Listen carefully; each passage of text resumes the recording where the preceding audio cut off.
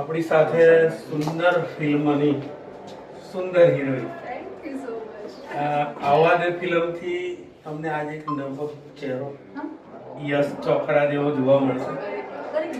આવા દે ફિલ્મમાં તમારો આટલો મોટો બેનર હોય જ્યારે જસવંત ગાંગાણી એક એક્સ્ટ્રા કોમ્પ્લિમેન્ટરી આપ્યું. અમિતાભ બચ્ચન સાથે એમણે એક ડોક્યુમેન્ટરી ફિલ્મ કરેલી છે લવની ભવાઈ, ને ઘણી બધી ફિલ્મોમાં તમે માણી ચૂક્યા છો. આ ફિલ્મોમાં આટલા સરસ ગુજરાતી રંગીન કર્યું અને તમારા બેનું મેં સોંગ જોયું, ખરેખર બહુ મજા આવી. તો અહીંયા તમારો રોલ અને આ ફિલ્મોમાં તમારું શું કેરેક્ટર છે, શું મજા આવી અનુભવ?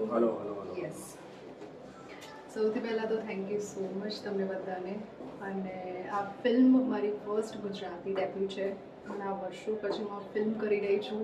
એકચ્યુઅલી 2017માં મેં ગાંગાણી પ્રોડક્શન હાઉસમાં મેસેજ કર્યો હતો સરને કે સર મારે તમારી સાથે કામ કરવું છે. અને આ પ્રોડક્શન હાઉસમાં કામ કરવા માટે મને 8 વર્ષ લાગ્યા, જે તમે આજે જોઈ શકો છો.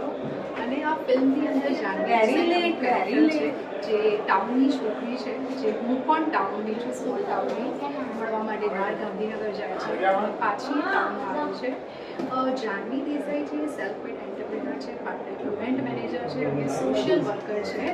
એની પોતાની ટેલેન્ટ એજન્સી છે.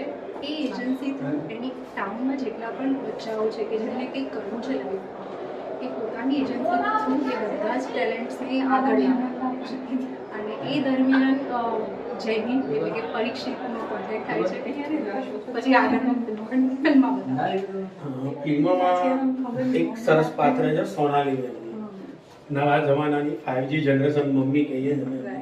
જ્યારે આટલી સ્માર્ટ છોકરી હોય તો મમ્મી બી એવી આપતી હોય. અહીંયા નિર્માણ હોય ના ચાલે, પગમાં રાણી ના ચાલે.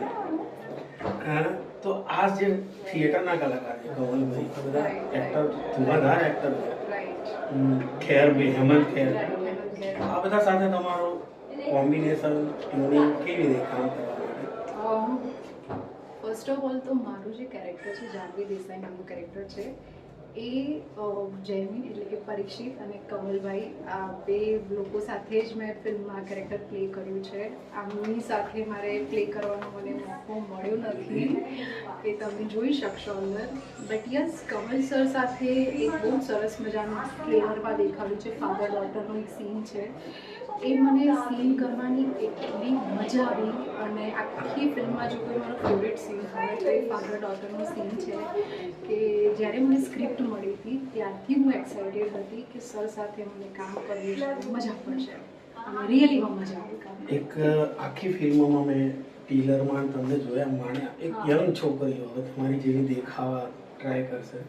આટલી સરસ ફિલ્મોમાં એક યંગ જનરેશનને તમે શું મેસેજ આપશો? કેમ કે આખી ફિલ્મ લવ સ્ટોરી છે, હીરો તમારા માટે રડે.